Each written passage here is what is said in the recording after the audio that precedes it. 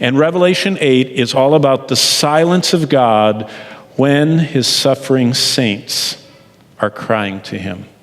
So how do you reconcile silence from an all-powerful, totally in touch God with the anguishing cries of his saints?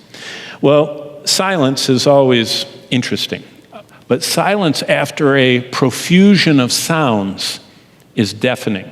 Now that's an oxymoron, actually, a deafening silence. Those two words they're incongruent, okay? But when we think about it, that's exactly what chapter 8 is. Chapter 8 stops us short by a deafening period of silence. Now you say, silence from what? Well, remember, the Bible was carefully orchestrated, and it was given to Christ to give to his church by God to show us one of the most vital connections to the dots of our lives between all the lifetime of prayer and all the things that God has never responded to from our perspective. And that is connected in chapter 8, but it's only connected after this. And look at verse 1. I mean, you can't, we're not going to read it yet, but just look at it, okay? Don't read it. When he opened the seventh seal, there was what?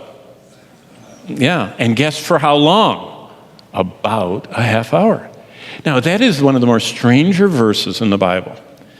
That it notes there's silence in heaven, and it notes not precisely, but about half an hour. But that silence, if you step back and look at the context of what's been going on for 7 chapters, that silence in verse 1 is deafening. It is so unbelievably, loudly silent for that half hour. Let me show you what I mean. Let's just talk briefly about the sounds of worship in heaven. And go back to chapter 1 and start in verse 10 of Revelation 1. And what I want to show you is what is going on for 7 chapters before we have this silence. John witnesses in chapter 8 the cessation of all that's going on for 7 chapters of Revelation, and it just is shocking. Starting in fact, we can go through 4 sections, chapters 1 through 3, starting in verse 10. From the first moment on Patmos, on the guided tour that began, remember, John begins his guided tour of heaven and on earth in Patmos, and then he's taken around Asia Minor to look at the churches, and then he goes to heaven. But look at what it says in verse 10. It says, John felt the sound of Christ's words he described as a loud voice like a trumpet. Now, that reminds me when I was in college, the most conservative bastions of the faith in the world, at least they think they are. And when I was down there used to be a lot of pranks. And the biggest prankster that got almost expelled from the school is in there. And he decided there was this Arminian in the school that always was losing his salvation. So he would solve the problem. So he organized all 500 boys in the dorm. That's how many lived in the dorms back then. And he got one with a trumpet and one with a strobe light and one with one of those thunder makers from the stage. And he had every boy on the campus bring a pile of clothes and carefully put his shoes, socks in them, drop their pants over, put all their clothes down, even their ball cap, and there were these little, evaporated people piles all over. I mean, he had them in the bathrooms, he had them in every room, down the hallway, and this poor guy was a sleeper because he worked all night, and so he was always sleeping, but he always was afraid he was going to miss the rapture. And so they opened every room in the dorm, they all stood outdoors at night, this guy was sound asleep in his dorm, everyone left their pile of their evaporated body, and they blew that trumpet. I mean, just knocked the guy. I mean, nothing like being sound asleep and having a blast of a trumpet. Then as he opened his eyes, they strobe lighted him till all he saw was black patches. And they did thunder, and then someone says, "Come up here!" And the guy stumbles to the window, and you could hear him outdoors. "Oh no! Oh no! Oh!" And he saw all the clothes. And so the moral of that story is, John heard a trumpet, and it was very unsettling. I mean, how would you like someone to come up behind you and blow a trumpet? That's how Revelation opens, and look what it continues. Look at verse 15. And he heard the sound of many waters, like this giant cascade of Niagara. And after that tour, he visits the churches, Look at verse 17, of chapter 1. After John hears about Christ walking around the lampstands and hears his voice of the trumpet and the voice and sees his face, verse 17 says, he collapses. He faints. The scene that fills that opening chapter was so loud, so overwhelming, he lost all strength and he fell down. Doesn't stop there. He goes in chapter 2 and 3. Look at chapter 4, verse 1. After kind of having a quiet tour around the 7 churches, after these things, in verse 1, I saw and behold a door standing open in heaven, and the first voice I heard, the voice from back in chapter 1, verse 10, was like a trumpet. Only this time he didn't jump. He was expecting it. And chapter 4 shows that God's throne surrounded by, look at verse 5, thunderings and voices. The voices of cherubim, look at verse 8. These huge creatures that are glistening and covered with eyes and 6 wings with 4 faces have these huge voices that can be echoed all throughout heaven saying, holy, holy, holy. Loud enough for everybody to hear. So it's kind of like on the loudspeaker system. And then, verse 11, these 24 elders. They're right up close to the front of the throne room. And there's the throne of God, and these 24 elders are in a circle around it. And what you hear, and I was thinking about the acoustics of heaven are amazing. Because John seems to have been able to hear and distinctly every word of everything. And he could hear, look what it says in verse 11, they are down on their faces, they're face down on the ground, and he can hear precisely, verse 11, you are worthy, O Lord. He could hear every word they were saying. Well, look at chapter 5. It introduces a strong angel in verse 1 with a loud voice. In verse 2, probably this guy, this angel with the loud voice has to speak over the sound of the holy, holy, holies and all of the thunderings and everything else that's going on and the 24 elders talking. But look what it says. There's this strong voice, verse 2, above all the other sounds saying, who is worthy? And then Christ the Lamb steps forward, and look what happens in verses 9 and 10. All 24 of the elders and the cherubim, so the flying 4, fall down too and get down right on their faces. And look what happens in verse 9.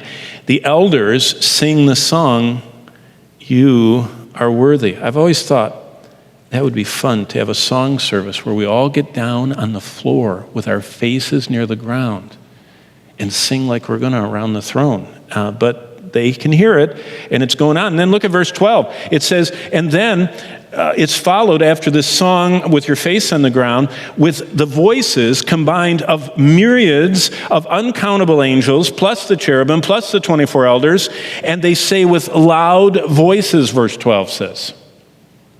Did you notice how many times it says loud? That's what I'm talking about, the sounds of worship in heaven. It's loud. And they're saying in verse 12, worthy is the Lamb. And then, if that wasn't loud enough, it says that added in verse 13, is the incomprehensible group of every creature in heaven, as if there were any that weren't already making noises, every creature on earth, everything that's in the sea, and everyone in unison says, blessing, see verse 13, glory, or blessing, honor, glory, and power. It's loud, but it doesn't let up. Look at chapter 6. We don't see any quieting of the sounds around the throne. First, we have a cherubim talking like a thunderclap. Verse 1. And each cherubim follows with this thunderous speaking of come and see. See verse 1, verse 3, verse 5, verse 7. And then the voices of the martyrs, they chime in. And they start crying out and saying in verse 10, how long? Wow. Then, after almost 6 chapters of the sounds of worship, we get introduced to more sounds, the sounds of wrath on the earth. God finally addresses the rebellion of earth directly. Chapter 6 ends, look in verse 16, with a terrifying sound. Now, this is one of the most terrifying sounds in Revelation. It's in verse 16. And it says, every lost human on earth. And so that we don't miss that he means every, there are 7 designations. It's every classification of people. It's more detailed than the census forms were. Every classification of people screaming out with terrifying, ear-piercing cries, deadly shrieks for safety from what God is sending on them. They're saying, fall on us, mountains, and they're climbing, underneath every hole they can find or in any little cave they can find. And then as that shriek goes out, look what continues, starting with the events in verse 12. What scared them in verse 16 are these events. There's a heart-stopping, life-quenching rumble of a mega-quake. You ever heard an earthquake? I remember when we lived in California. We moved out there. Bonnie and I moved from gentle, quiet, eastern United States, Michigan and New York, to California. No one told me that I was risking my life. I knew the people were a little different, but I didn't know about the earthquakes. And we got out there to the earthquakes. We moved in our little house. We had a little baby John, and we had to evacuate our house because the whole house started shaking. And we ran out the door, and we got on the sidewalk. And as I got on the sidewalk, it was like a giant mole was going underneath, and it would lift up, and it would go down. And then I looked, and all the way down the street, as far as I could see, the chimneys of the houses. You'd see a chimney get higher, and then the house would go down, and the next chimney would get up. And then the house behind it, as that one sunk, the next house would go up. And I was seeing all the houses down the block going up and down. And then I came to my senses, and I realized you could hear that. The whole earth, at least in the San Fernando Valley at that moment, was grinding and shifting and making... But you know what it says in verse 12? It says, it's the biggest quake that's ever happened. And the people experience that. And then all of a sudden, meteors start streaking and crashing and blowing up. And there's the piercing clap of the sky splitting. It's just, it splits apart.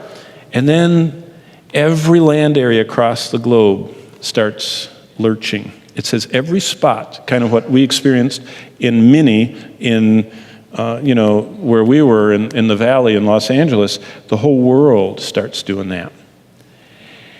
Those sounds fill the pages of Revelation. And those sounds, both the worship and the destruction, are given by God. And the scene God paints for 7 chapters is loud.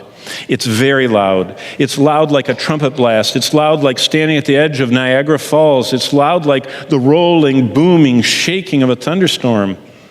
In fact, what's presented is louder than anything we could ever imagine, because uncountable myriads of myriads and countless waves of angelic and human creatures all speak and chant and sing. And finally, a collection of sounds never before heard on earth and in heaven and earth begin as earth crumbles beneath the weight of God's wrath. And then everything stops. Do you see what I mean by deafening silence? John's watching and he's hearing and hearing and hearing and hearing in the world, and everybody's crying and screaming and shrieking and everything's cracking. And then in chapter 8,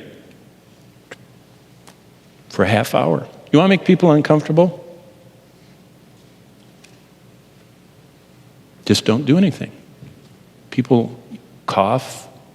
If it gets quiet, they're wondering if they can still hear. I can still hear. It makes people uncomfortable. You want to sense this. You go to like Carlsbad Caverns or Mammoth Caverns. We took our family both places. They always have this cute thing where you sit on the bench and the park ranger says, everybody hold on, I'm turning the lights off. And you hold on and it's absolutely quiet. And they only do it for a few seconds because people begin to have panic attacks because it's too quiet. Well, it's quiet for half an hour. And that's the silence of God. And all those sounds of heaven and earth were intentionally made a part of the record, just as this statement about silence was put in. God is using the contrast to point out what might be the most vital lesson in the whole book of Revelation. You see, it's neat to look at churches from back then. It's neat to look at John falling on his face and all that other stuff, but what does that have to do with me? I don't have a job, or my child isn't getting better, or my parents aren't getting better, or our marriage isn't getting better, or whatever. And I've prayed about it for so long. Can any doctrine be most vital in a book that is so huge, powerful, and overflowing with 22 chapters of revelation? Maybe. Here is the lesson God's word sets before us, side by side. The silence of God and the poured out prayers and the cries of suffering of saints throughout all the ages. God shows us two incredible truths and illustrates them for us in a way we can never forget. God shows every one of his saints throughout all of history two things: the destination, where those prayers go, what he does with them, and then the application of those prayers to the events on earth. And God puts those two together.